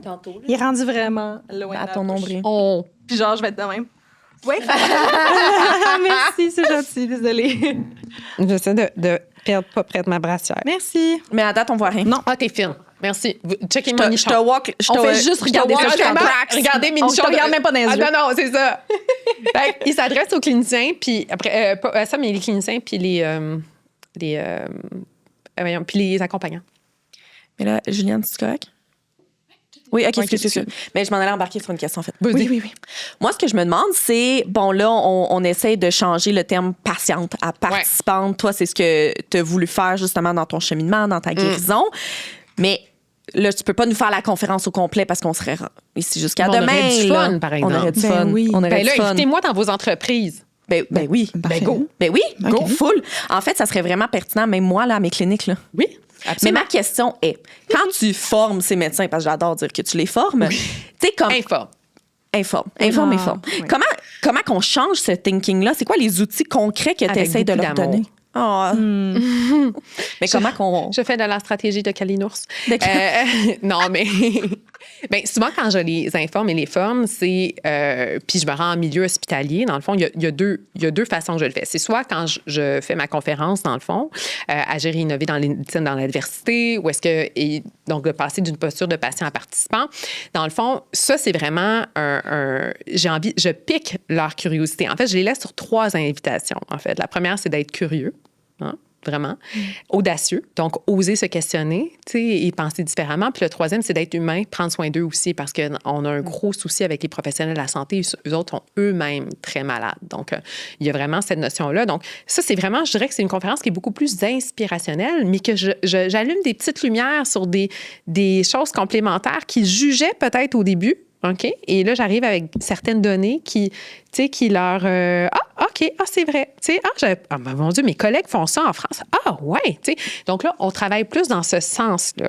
Et ce que j'aime beaucoup, c'est leur donner cette perspective-là aussi qu'un patient peut devenir acteur de son processus aussi. Donc, ça, c'est une chose. Puis l'autre chose, ben, j'ai forme aussi d'un point de vue très technique et très pratico-pratique sur la préservation des cheveux malgré la chimiothérapie. Oui, c'est ça. Ouais. C'est ça. Ça, Ta ouais. grande mission en ce c'est moment. gros. là. Ça, on n'en a pas parlé, là, Non. mais ça a été effleuré avec Geneviève Evrel. Oui, absolument, parce qu'on Mais, l'a accompagné il y a dans sa plus d'un an, décision. là. Ouais. Absolument. Ah, wow, mais Oui. peux-tu nous en parler, en fait, de Ben ça? oui. En fait, ça, là, c'est aussi quelque chose. Vous allez voir, ceux qui me voient en image, là, je pétille de l'intérieur, OK? Parce que nous, ce qu'on aime à la Fondation Garde tes cheveux, la phrase qu'on dit, c'est qu'on veut changer le visage du cancer un cheveu à la fois. C'est notre tagline. Et cette phrase-là, tantôt, je parlais d'Israël Fortin, du docteur Fortin, qui me disait, une fois, il m'a apostrophé en début de parcours, il m'a juste dit, hey, vous allez changer le visage du cancer. Et là, j'ai fait, comme, gardons cette tagline, elle va servir à quelque chose. Donc là, elle sert à la Fondation. Donc, c'est quoi la Fondation? C'est tellement... Non, mais je veux l'entrepreneur, là. Genre, c'est un bon tagline. Ça oui, j'avoue que c'est Elle est en processus de guérison de cancer, puis elle est comment? Ça va être mon slogan. C'est bon, ça, comme tagline. Écoute, je sais pas pourquoi ça me fait penser à une mammo que j'avais eue. Puis souvent, je sais pas, on dirait qu'il y a peut-être une note à mon dossier comme quoi je suis extrêmement ouverte à la transmission. Donc, ça arrive des fois où est-ce que t'as comme une cohorte de résidents qui sont autour de moi. Puis moi, j'en profite pendant qu'ils font des examens, ils me tâtonnent et tout ça. Puis, est-ce que vous connaissez les casses réfrigérants? Je suis à moitié tout nue. Comme c'est le moment de faire ma conférence. Oui! Non, mais c'est très drôle. Écoute, c'est arrivé, là, je suis à moitié tout nue, je suis comme ça, puis là, je les forme en même temps, et je les informe, ou en tout cas, j'essaie de les mobiliser, appelons-le comme ça. Ouais. Parce que vraiment, quand on forme les cliniciens, c'est vraiment une conférence, une formation d'une heure, là, c'est même accrédité dans leur parcours, c'est vraiment fascinant. Mais en fait, le déclic, c'est la première question que j'ai posée, c'est pas est-ce que je vais survivre, là, c'est quoi mon taux de survie? C'est est-ce que je vais perdre mes cheveux? Et à toutes les fois, on m'a dit oui à 100 Madame, vous allez perdre vos cheveux. Et là, encore là, je me suis dit, attends une minute, là, on envoie des gens sur la Lune, on greffe des visages. Mais je t'aime, je dis cette phrase-là constamment. Je suis comme, excusez-moi, Calice, on envoie du monde sur la Lune. On peut-tu être capable de faire ça, ce minimum-là? Et messieurs, on a pensé à toutes vos petites dysfonctions, là, avec le cancer de la prostate. Là. Oui. Mais pour les cheveux des femmes, il y a des hommes aussi qui font l'usage de la méthode aussi, mais on s'entend qu'on a accompagné à la Fondation 3 hommes versus plus de 1000 femmes. Là. Donc, il y a quand même une rationnelle un peu plus petite. Mais pour une femme, moi, c'est sûr que, premièrement, il y a 8 des femmes qui refusent la chimiothérapie de peur de perdre leurs cheveux ou qui optent pour un traitement moindre. Donc, il y a un facteur clé à l'adhésion au traitement, vraiment important. Ah, oui. OK? Ah, ça, c'est tellement important. Au-delà dans le fond. Ben oui, puis c'est au-delà du physique. Et moi, à la Fondation Garde tes cheveux, on a comme mission d'informer, de former, d'outiller, de mailler autant les patients que les cliniciens pour que chaque personne puisse faire un choix éclairé en toute connaissance des options possibles. Donc, nous, on les accompagne autant dans « c'est pas pour moi », que c'est pour moi. Il y a pas, c'est neutre. Et c'est pour ça, Geneviève, c'est un bel exemple parce qu'on aime Geneviève. Elle est une des plus grandes ambassadrices de la Fondation, même si elle a pris la décision de ne pas garder ses cheveux. Mais nous, c'est 100% ça qu'on veut, qu'elle soit informée pour qu'elle puisse prendre sa décision qui est juste pour elle maintenant. Ça s'appelle un consentement libre, simple et éclairé. Merci. Wow. Mais oui, puis c'est ça. Puis c'est pas moi qui a parti la Fondation, c'est Sophie Truzel-Ménard, qui est une avocate extraordinaire, une tête de cochon comme pas deux. OK? Et en 2018, elle était au 15e étage du CHUM et elle avait fait venir le casque pour qu'elle-même puisse garder ses cheveux parce que la façon que ça fonctionne, c'est la méthode des casques réfrigérants. Donc, on met un casque sur notre tête en moins 25, moins 32 à peu près, tout dépendant de l'épaisseur de nos cheveux, qu'on rotationne aux alentours à peu près aux 25 minutes et qu'on met avant, pendant et après la chimiothérapie. C'est 100% indépendant, c'est-à-dire c'est pas les hôpitaux qui s'en chargent, on s'en occupe, on reste pas plus longtemps à l'hôpital, on quitte, on continue à la maison et tout ça. Sophie était au 15e et il y a une femme qui est venue la voir fâchée, en lui disant « Comment ça se fait que mon médecin m'en a pas parlé? » Puis là, Sophie, elle a fait « OK, mais on va faire quelque chose. » Et elle a enregistré justement la Fondation. Elle a eu moult récidives. Et là, j'ai embarqué avec elle en 2021. Après ça, il y a des gens extraordinaires. On est 5 femmes. Hein? Alexandra, qui a eu un cancer du col de l'utérus, enceinte, qui a gardé 100% ses cheveux. Cléo Maheu, aussi une femme extraordinaire, entrepreneur comme pas deux. Sérieusement, cette femme, elle est magnifique. Vous pourriez l'inviter. Elle a de l'énergie incroyable. Même chose, elle a une chimiothérapie comme Jasmine, très forte, comme un taxotaire qui est très dur sur les cheveux. Ils ont défié toutes les statistiques et ils ont gardé leurs cheveux aussi. T'sais. Donc, ensemble, on s'est mis puis on a créé ce que la Fondation est devenue. Et cette Fondation-là, en fait, on est là vraiment activement sur le terrain parce qu'il faut absolument que les gens sachent qu'il y a cette solution-là. Puis là, on travaille beaucoup en 2026-2027 sur l'accessibilité, puis on est extrêmement content de dire que notre travail commence à porter fruit parce qu'on veut que tous les assureurs couvrent les casques et à partir du 1er novembre 2025, Desjardins est devenu le premier assureur à couvrir les casques au Canada grâce à notre tête de cochon. Et il y en a d'autres qui vont s'en suivre, puis j'espère juste qu'il y a d'autres assureurs qui vont emboîter le pas parce qu'aux États-Unis, New York et l'État de la Louisiane, c'est deux États qui obligent la couverture des casques. C'est fou. Puis il y a des hôpitaux hyper innovants au Québec. L'hôpital de Joliette a fait un programme avec nous aussi qui permet la gratuité à 100% de leurs patients. Mais moi, j'adore que tu dis qu'à New York puis en Louisiane, ils l'obligent. Je sais que c'est plus compliqué que ça, tout le monde. Là. Oui. Mais faites juste l'obliger. Faites juste que le Canada l'oblige. Point. Oui. Point. Je sais, il y a des formulaires, il y a des affaires. On se met nous-mêmes de bâton des roues. Écoute, faites juste l'obliger, si Et là, regarde, il y a probablement un changement de gouvernement qui s'en vient. On a des actions aussi qu'on va faire en ce sens-là. Mais oui, il y a le levier, justement, des fondations aussi qui peuvent devenir aussi partenaires parce qu'ils ont souvent d'autres fondations qui ont des fonds pour soutenir le bien-être.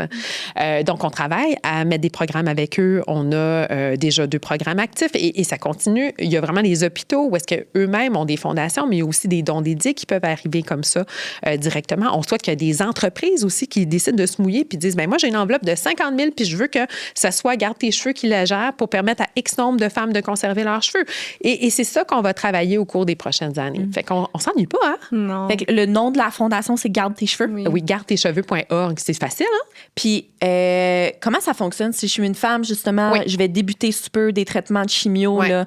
C'est quoi que tu me conseilles de faire? Je vais sur le site Internet, c'est quoi les étapes? Bien, en fait, c'est très simple. Pour l'instant, au Canada, malheureusement, il y a juste un fournisseur. Donc, c'est pas du dirigisme, c'est qu'il y a un seul fournisseur qui est certifié par Santé Canada, mais peut-être qu'un jour, il y en aura d'autres. Fait que pour l'instant, c'est ça. Donc, vous pouvez aller directement sur le site du manufacturier, mais ce qui est plus simple, c'est aller sur gardetecheveux.org.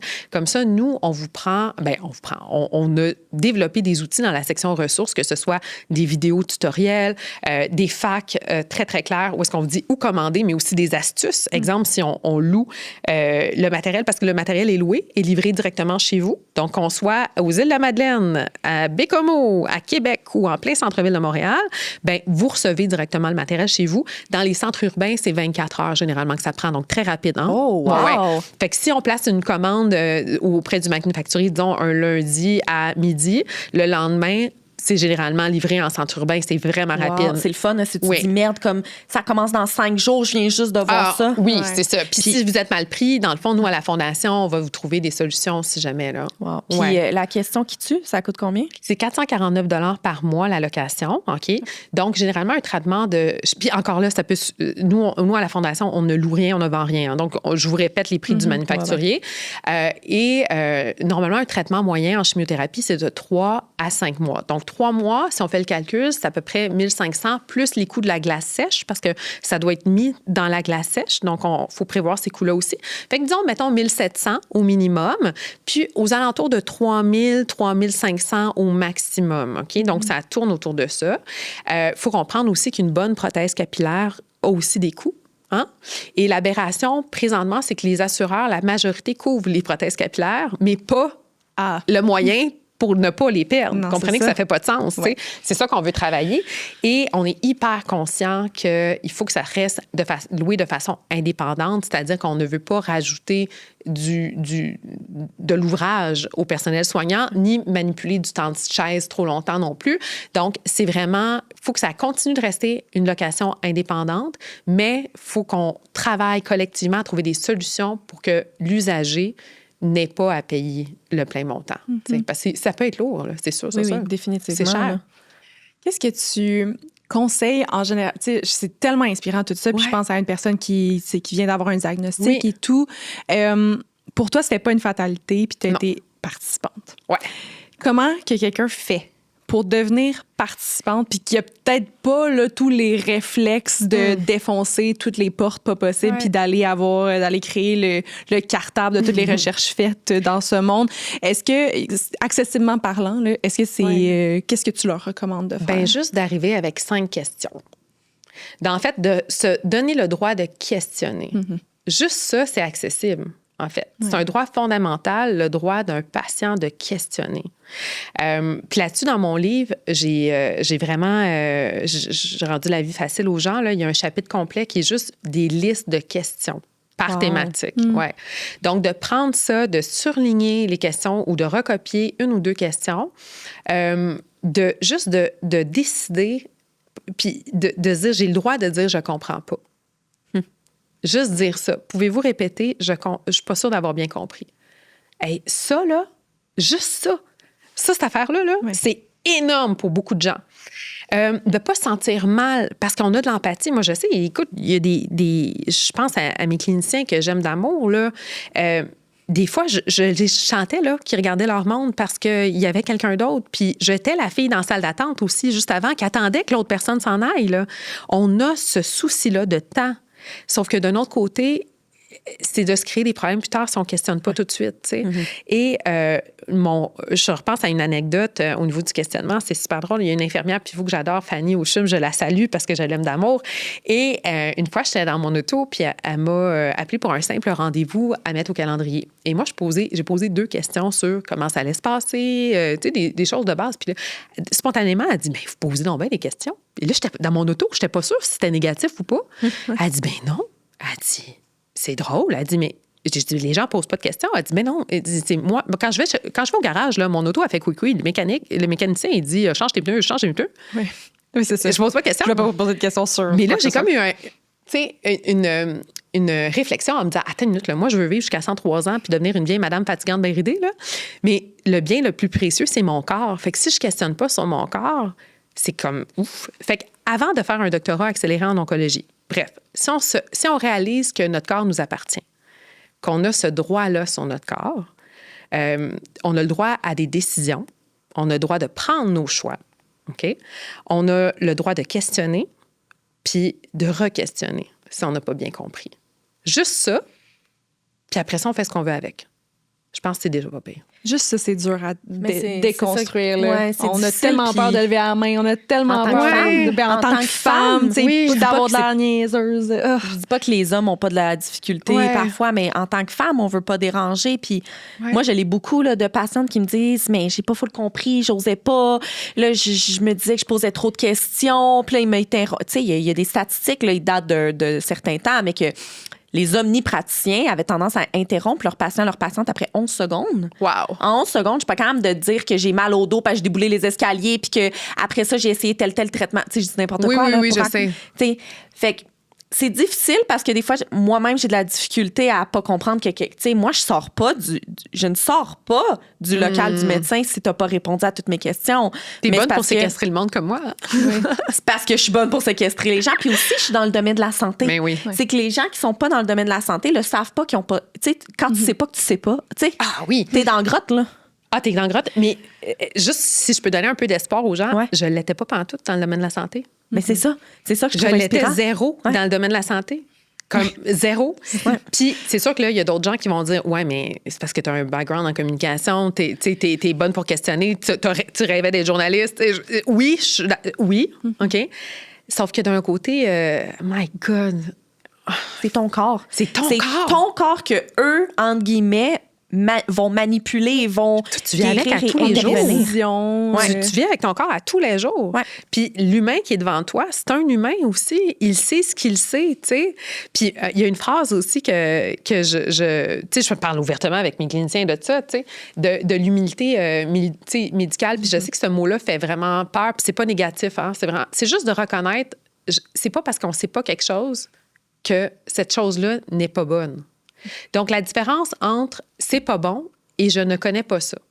Je ne connais pas ça, dans le fond, fait juste dire « je ne peux pas professionnellement, dans le fond, m'avancer là-dessus parce que c'est pas une notion que je connais et que je peux, dans toute connaissance de mes compétences, jaser. » C'est connaître ses limites professionnelles. Exactement. Mais versus « c'est pas bon », qui souvent clôt la conversation parce que ce qui me fâche, en fait, c'est qu'il y a plein de cliniciens, encore aujourd'hui au Québec, qui disent que les casques réfrigérants ne fonctionnent pas.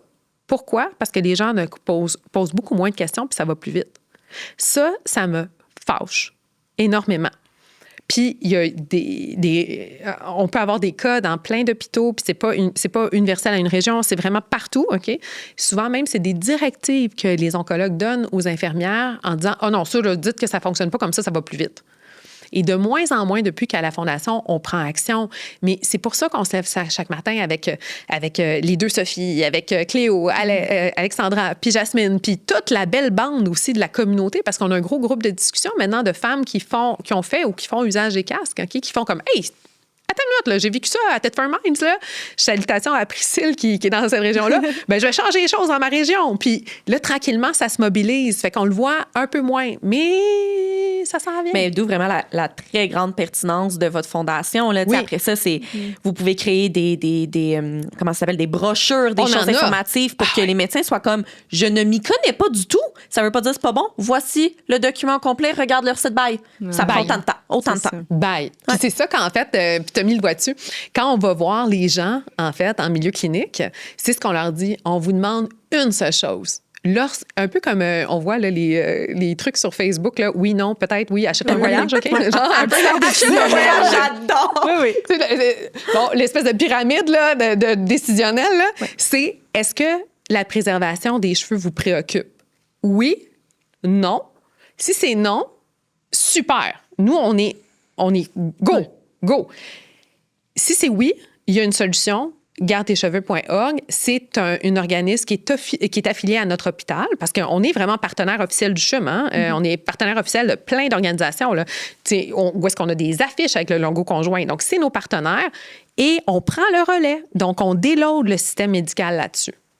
OK, les filles. Est-ce que quand tu tousses, t'éternues, t'as comme un méga fou rire, t'as des fuites urinaires, sache que c'est vraiment pas normal, même si t'as eu des enfants ou même si ça fait vraiment longtemps que t'en as. On pense tout le temps que c'est les femmes qui ont eu beaucoup d'enfants ou qui sont rendues à l'âge de la ménopause qui ont des fuites urinaires, mais dans ma tranche d'âge, c'est jusqu'à 20 à 30 des femmes. Et globalement, au Québec, c'est jusqu'à 45 des femmes. On est quand même vraiment pas loin d'une femme sur deux. C'est énorme. Ne pas traiter ou plutôt ne pas adresser les fuites urinaires peut avoir des impacts qu'on veut pas avoir le rendu justement à la ménopause et c'est beaucoup plus facile de traiter les fuites urinaires plus tôt que trop tard.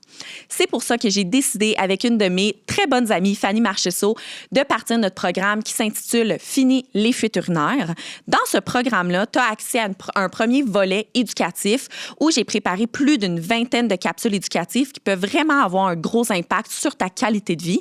Et ensuite, Fanny, qui est kinésiologue, a fait un gros programme de plus de 12 semaines où elle t'accompagne de semaine en semaine à l'aide de programmes d'exercices qui sont vraiment graduels et adaptés pour tout le monde.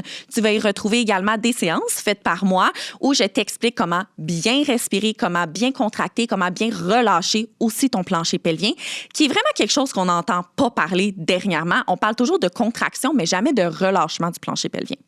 Bref, je ne m'éternise pas. Je voulais juste vous dire que vous avez, étant donné que vous êtes ma communauté préférée, un rabais de 15 % sur le programme avec le code L au pluriel 15. Si jamais ça t'intéresse, j'ai mis le lien en bio et le programme se retrouve sur mon site internet clrphysio.com. Et là, sans plus tarder, on retourne à l'épisode. C'est magnifique. J'adore, mais tu sais, tantôt, Marie-Lou t'a posé la question, c'est quoi le conseil que tu donnerais à quelqu'un qui veut passer de patiente à participante, tu sais? Puis j'ai envie de reprendre ta réponse puis dire « Achetez ton livre ». Ah, ben oui! Ben oui! Puis moi, ce qui me fait plaisir, c'est quand les gens en santé lisent mon livre. Parce que quand je donne des conférences... Ah non, mais tu as de la copie d'amour qui est là. Ce que j'aime... Puis d'ailleurs, il se fait en livre audio, hein, aussi. Puis c'est avec ma voix. Fait que si jamais je ne pas ses nerfs... Si vous voulez continuer le podcast pendant une couple d'heures. Exactement. 17 heures, quand même. Tu as parlé pendant 17 heures. Non, j'ai parlé pendant plus de 40 heures. Parce que c'est plus long. Parce qu'il faut raconter... Oui. D'une shot, oui, mais ça me pris 40 heures en studio parce que c'est long quand même. On reprend. OK, non, tout ça. Ouais. Mais c'est c'est une belle écoute à mettre dans sa voiture, pas surtout seulement pour la partie 1. Mais en fait, ce qui me fait le plus plaisir, c'est quand je donne des conférences dans des environnements pas rapport, que ce soit des notaires, des affaires pas rapport avec la santé, OK? Puis que les gens achètent mon livre après parce que ça a piqué leur curiosité. Ils ont envie de lire le début comme un roman puis en apprendre plus sur plein de choses qui contribuent parce que vous en parliez dans un épisode de la cohérence cardiaque. Je me rappelle plus avec qui, mais entre autres, tu sais, genre juste juste ça. C'est plein d'outils qui contribuent à ton bonheur, bien-être, vitalité dans ta vie de tous les jours. Parce que les piliers de la santé intégrative, c'est, tu sais, t'as du dodo, t'as l'alimentation, t'as la gestion du stress, t'as plein de choses qui paraissent de base, mais qui changent ta vie. Puis des fois, parce qu'on ne sait pas ce qu'on ne sait pas. Exact. Fait que voilà. Fait que je les amène. Aïe, je trouve ça inspirant. C'est Vraiment. sûr, je vais référer cet épisode-là à plein de mes patients. Tu sais, oui, là, on a parlé de cancer, là, mais aussi juste être une partie prenante dans sa réadaptation, dans sa guérison, dans son plan de traitement. C'est le tien, c'est ton plan de traitement. Il faut que tu sois une partie prenante là-dedans, puis ça risque d'être mieux pour tout le monde. Ça va enlever de la job à certains médecins. Tu vas déjà connaître plein de choses. Puis ça va faire avancer les choses par après pour d'autres personnes. Tu sais. Ben oui, puis c'est tellement d'autres sujets. Puis le documentaire Santé intégrative de patients participants, je fais juste une parenthèse pour surfer là-dessus, au niveau de cette notion-là de reprendre son pouvoir d'agir en prévention, mais pour plein d'autres choses dans la vie. C'est disponible partout sur le site ouvert à tous, gratuit sans abonnement, sur le site de radio de tout.tv. Ben ça, c'est une belle façon aussi de prolonger la conversation aujourd'hui, là. J'ai une petite pensée pour les patientes. Comme j'ai une amie à moi qui est touchée, amie, collègue. Les réseaux sociaux, des fois, on est amis ou juste genre, connaissance. Mais quelqu'un que je connais qui est touché, puis tu sais, de voir un peu le désespoir de faire, j'ai tout essayé. Genre, j'ai tout fait, puis que ça a pas, tu sais. Oui, je sais à qui tu fais référence, puis je l'aime d'amour, cette personne-là. Ben oui. Mais vraiment, puis on l'a accompagnée dans le début aussi. Puis en fait, à chaque fois, je raconte ça dans le livre, mot pour mot. Même si je faisais tout ce qui était possible pour moi, il n'y avait aucune garantie. Puis jamais de garantie. Puis, tu sais, on ne l'a pas nommé, mais j'ai eu 25 jours en salle de chimiothérapie. J'ai eu 33 jours en radiothérapie, puis j'ai eu 2 opérations. Fait que j'ai eu le whole shebang. Tu sais, il n'y a pas quelque chose... Tu sais, quand je dis que j'embrasse la science, là, je l'ai embrassée. Puis, puis j'ai un an après ça de traitement ciblé qui m'a occasionné 42 jours de diarrhée comme extrêmement, genre, de suite, OK? Genre, bonjour les détails, mais j'aime mieux. C'est vrai, c'est pas un parcours le fun, OK? Genre 0. Mais, puis tu sais, j'ai tout essayé, mais à chaque jeudi, parce que ma chimio, c'était le mercredi, je me réveillais, même si j'avais fait toutes mes affaires, là, j'avais pas de garantie. Puis, c'est en tout... Tu sais, jamais je me pétais les bretelles en me disant « Ah, j'ai passé à travers ça sans rien, nanana ». Dans le sens que je l'ai nommé tantôt en disant, parce que c'est une réalité, j'ai eu peu ou pas d'effets secondaires, mais ça fait que je peux avoir une rechute demain, même si j'ai changé mon alimentation, que je fais toutes sortes de trucs, puis tout ça. Puis je sais à qui tu fais référence, je l'aime d'amour, cette personne-là, puis quand j'ai vu cette vidéo-là, parce qu'elle l'a nommé tel qu'elle a dit, j'ai tout fait ce que je pouvais faire. Ben oui, tu as tout fait ce que tu pouvais faire. C'est un diagnostic qui est dégueulasse. Tu sais, qui est dégueulasse. Fait que ce que tu peux faire, mais tu peux faire ce que... En tout cas, moi, ça m'a donné un contrôle d'essayer de travailler là-dessus. Puis c'était pas en termes de critique, c'est juste de me dire, genre, je sais pas s'il y a des gens qui ont peur d'être participantes parce que, tu sais, imagine, j'essaye tout ce que je peux puis ça fonctionne pas. Puis là, c'est comme la déception de, là, puis c'est comme, il faut tellement du guts, là, genre, c'est vraiment... c'est fou. Je me dis que il y a beaucoup de gens qui ont des cancers ou tout autre problèmes de santé là, graves, mais il y a encore plus de gens qui connaissent quelqu'un. Tu comprends ce que je veux dire? Et en conférence, des fois, là, on est 600 personnes, là, puis je pose la question, puis il y a personne qui lève pas la main là, quand je dis est-ce que tu connaissais à 1 degré de séparation quelqu'un? Tout le monde lève la main. Tu sais, qu'est-ce que tu recommandes à ces personnes-là, peut-être qui écoutent là, l'épisode aujourd'hui puis qui se disent genre, ma cousine, ma tante, ma mère est en train de vivre un processus très difficile, cancer, etc. C'est quoi les conseils que tu aurais pour ces personnes-là? Plein. En fait, premièrement, juste de se dire que ça peut aussi bien aller. Ça, c'est la phrase, en fait, quand quelqu'un arrive puis qui est désespéré parce qu'on connaît tout quelqu'un, puis là, moi, il y a bien des gens qui me contactent directement. Une des premières choses que je dis, c'est que ça peut aussi bien aller. Ça garantit rien, là. Mais ça fait qu'il n'y a pas une fatalité tout le temps, tu sais. Des trucs pratico-pratiques, c'est niaiseux, là, mais tu sais, j'ai un chapitre complet là-dessus, mais je trouve une chose. Quand on pose la question, comment ça va? Tu sais, on dirait, ou tu sais, des textos comme ça. Quand on a un diagnostic, souvent au début, on est complètement bombardé aussi de toutes sortes de choses. On dirait que ça nous donne une pression de répondre, tu sais. Versus, exemple, écrire « Hey, je pense à toi ». juste des fois, le choix de ces petits mots-là. Bien sûr, faire attention à son vocabulaire. Là. J'ai adoré, encore là, je reviens à l'épisode de Charlotte, là, lorsqu'elle disait « Hey, c'est le fun, t'as un job de nichon gratis. » Terrible. Vous irez écouter cet épisode-là parce que cette phrase-là, combien de fois je l'ai entendue? Moi, j'ai eu une mastectomie partielle, mais j'en ai des copines qui en ont eu des totales avec une reconstruction par prothèse mammaire, puis se sont fait dire combien de fois, genre « Oh, bel job! » Voyons donc. Ouais. Fait que, en tout cas, bref, juste faire attention à ce type de choses-là, d'être présent, de ne pas tenter de ne pas transférer ses biais et ses peurs. Ouais. Ça aussi. Exemple, moi, j'ai une vie quand même publique. Si vous me suivez sur Instagram avec Baby Jetlag ou avec, maintenant avec un cancer en cadeau, mais ça n'existait pas à l'époque, mais j'avais pris la décision, ou juste de mon côté LinkedIn entrepreneurial, j'avais pris la décision de garder mon diagnostic secret pendant 11 mois. Oh! Hey, ça, c'est rare, j'en parle, mais oui. J'en ai pas parlé pendant 11 mois. Pourquoi? Parce que fondamentalement, j'avais vraiment assez de mes craintes que j'avais pas besoin des craintes des autres. C'est vraiment, vraiment ça, parce que c'était trop lourd, cette affaire-là. Puis après ça, mais quand vous irez voir mon compte Instagram, en fait, c'est mon journal intime. Mais tout ça, je l'ai parti du jour 1, mais il y avait une personne qui suivait le compte, c'était moi-même. Journal intime. C'est mon journal intime. C'est ça. Puis à un moment donné, ben, tu sais, quand je dis go big or go home, j'ai fait mon coming out dans le clin d'œil du mois d'octobre. Fait que, tu sais, c'était 11 mois plus tard, fait que dans le fond. C'était vraiment ça. Là, ça a pris beaucoup les gens de cours, mais rendu, j'étais un peu tirée d'affaire. Donc là, j'étais capable de recevoir cette vague-là. Fait qu'en gros, c'est tu sais, tu l'as nommé tantôt, Marie-Lou, les limites et la façon que les gens prennent la maladie est différente. Moi, en tant que bébite curieuse, moi, j'appréciais que les gens m'envoient des études, j'appréciais que les gens m'envoient ses conseils. Mais ça se peut que mon amie, là, ça tape vraiment ses nerfs.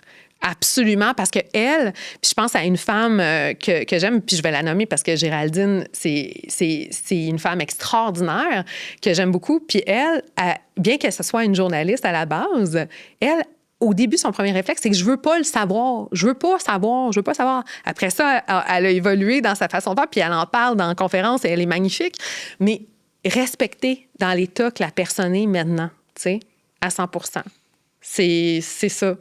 Il n'y a pas de bonne réponse à cette question-là. Ouais, on en parle peu de ça, là, en effet. Ouais. Mais c'était vraiment des bonnes réponses. Oui, c'est ça. Oui. Mais c'est ça. Des fois, il faut juste le dire, tu sais. Ben oui. Faire comme, c'est ça. Chaque personne est unique. Vraiment. Chaque diagnostic est unique.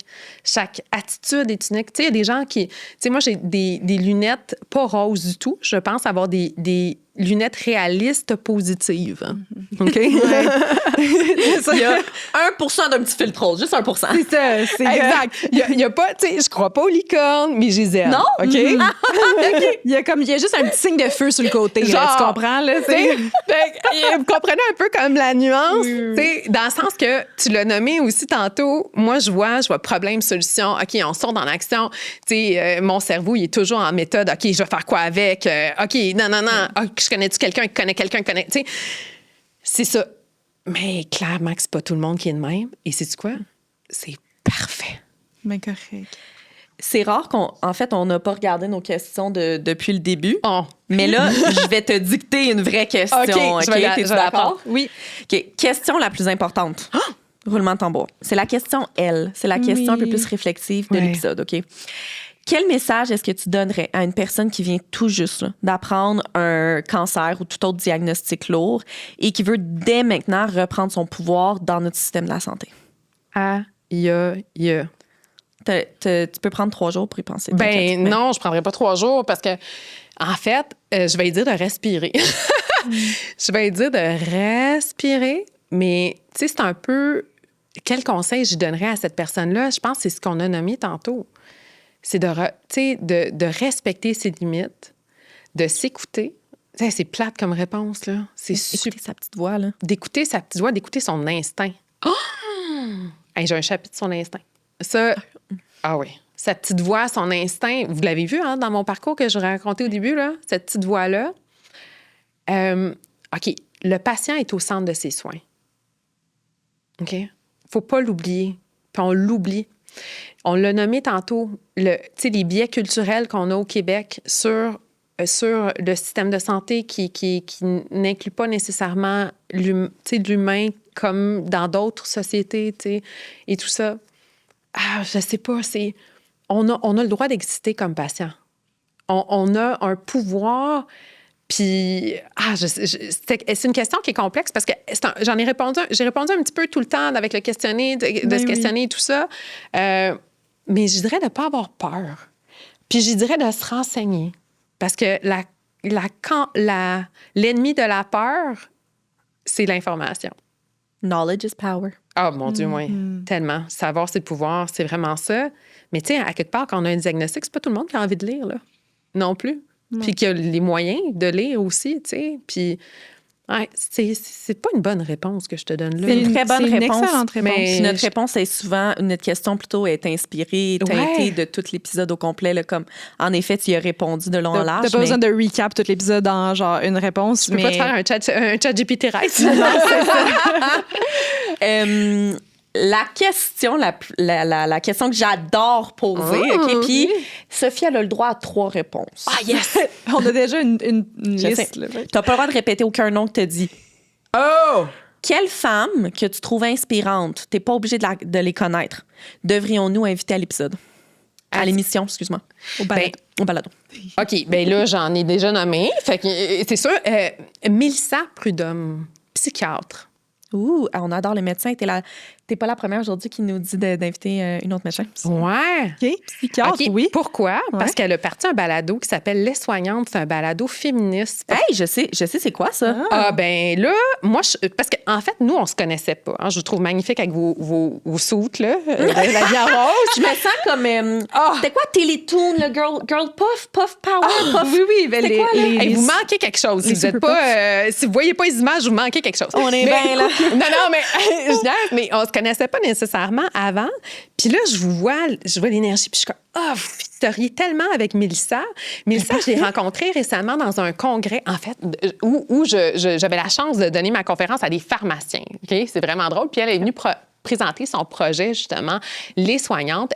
C'est un projet qu'elle a cofondé avec quelqu'un d'autre, je pense, qui est du côté plus syndical. Malheureusement, je ne connais pas l'autre personne. Mais Mélissa, elle a justement ce désir-là de redonner le pouvoir aux soignants aussi. Il y a quelque chose qui... en psychiatrie, j'adore. Absolument. Ouais. OK, j'ai le droit de 3? T'as le droit à 2 autres. 2 autres? OK. Ben, Joanie Lacroix. Oui. Es-tu dans votre line-up? Mais continue. OK. Joanie Lacroix, c'est, si vous ne la connaissez pas, peut-être que vous êtes juste pas rentré dans votre algorithme, mais elle est extraordinaire. C'est elle qui est derrière le projet Pastel Fluo. Donc Pastel Fluo, c'est une série documentaire qui est justement à tout.tv, puis moi, c'est l'épisode 3, mais il y a tellement d'autres épisodes à découvrir. C'est extraordinaire. Donc, des épisodes sur sagesse autochtone qui est magnifique, sur la nature, le pouvoir de la nature. J'ai un chapitre avec Bernadette Rey sur le Shirin Yuku, puis on la voit dans l'épisode aussi. En tout cas, extraordinaire sur l'éducation, un documentaire. La saison 2, là, le cycle féminin aussi avec Cynthia Emma. Ça me parle. Là, c'est gratuit, ouvert à tous sans abonnement. Fait que go, allez voir ça. Mais oui, j'écoute ça ce soir. Oui, vraiment. Fait que Joanie. Sinon, le 3, Marie-Claude Villot, on en parlait off-cam tantôt, qui a créé la plateforme Momenta. Là, c'est plus le côté entrepreneurial, le côté maman, congé de maternité, tout ça, qui est une plateforme pour justement outiller les femmes en transition, donc retour au travail. On en parlait en début de jeu. Ben, je trouve que ces 3 femmes-là, c'est complètement 3 champs. Puis c'est drôle parce qu'ils reflètent un petit peu toutes les parties de ma vie. Absolument. Parce que même Joanie, c'est drôle, ça fait 20 ans que je la connais. Puis dans le livre, mon livre, Le Guide des parents voyageurs, même sur le site, c'est son fils Jacob qui est dans les photos puis tout ça. Fait que c'est vraiment une vieille amie. Fait que c'est comme 3 personnes qui représentent des parties de ma vie puis il y en a là-dedans que je connais moins, mais c'est 3 personnes que j'aime beaucoup. Je me suis permise à 3 parce que j'étais comme Sophie va c'est sûr qu'elle a du jus. On fait un épisode juste de recommandations. My God! Non, mais après un petit tu peux meeting, toujours nous envoyer un courriel. C'est quel invité qui nous a envoyé un courriel, mais un courriel, là, genre 20 idées d'invités. Elle a mis les URL. Je te dis pas de faire ça, là, mais... mais ça serait mon genre. C'était qui, mon petite merde? En tout cas, c'était... En tout cas, on salue cette personne. Non. Non, elle me semble aussi, elle nous a Ça écrit fait un an et demi de ça. Ah, en tout cas, Bref. on aime ça. Où est-ce J'adore. qu'on peut te suivre? Où est-ce qu'on peut suivre Oui. tes aventures? C'est le temps de nommer les comptes qu'on a à suivre. Ben moi, mon enjeu, quand on parlait tantôt de c'est quoi ton plus beau cadeau, c'est d'aller en vacances cacher derrière une roche. C'est parce que j'ai comme 14 comptes, OK? Donc, où vous voulez me suivre, là, allez voir, suivez-moi sur LinkedIn, donc au nom de Sophie Reiss. Sinon, sur Instagram, je suis présente sur Un cancer en cadeau. C'est là où vous allez voir mon journal intime. Puis là, je vous conseille, partez d'en bas. Puis remonter, là. Donc, scroller à l'envers. Puis, si vous voulez suivre mes aventures à travers le monde, mais surtout mes recommandations, les bulles en archive du compte Bébé Jetlag sur Instagram, c'est sûr, j'ai des comptes Facebook, toujours sur les 2 projets, donc Bébé Jetlag, le guide des parents voyageurs, puis l'autre, Un cancer en cadeau. Mais c'est beaucoup ces plateformes-là. Puis, si jamais vous voulez m'inviter, je suis représentée par une super belle agence de conférenciers qui s'appelle ADN Conférencier. Donc, vous pouvez googler Sophie Conférence, vous allez tomber sur le site d'ADN. Oui, vraiment. Wow, ben là, C'est le fun, hein? c'est super clair et on va absolument faire ça. On va aller Ben suivre oui. tous ces comptes. Et si vous avez aimé l'épisode, donnez un petit j'aime et sinon, on se rejoint mercredi prochain à 10h. C'est un rendez-vous. C'est un rendez-vous. Merci beaucoup. Sophie, t'étais incroyablement inspirante. Merci pour cette belle énergie-là. Fun, j'aime ça. Ce n'est que partie remise. Ah, Vraiment. ouais, 100%. Je reviendrai vous parler de toutes sortes d'affaires. Parfait. Vendu. Vendu. Avec des croissants. Oh my God. Oui, il va falloir qu'on trouve notre belle amie. On retourne manger des croissants. Bye tout le monde. Bye.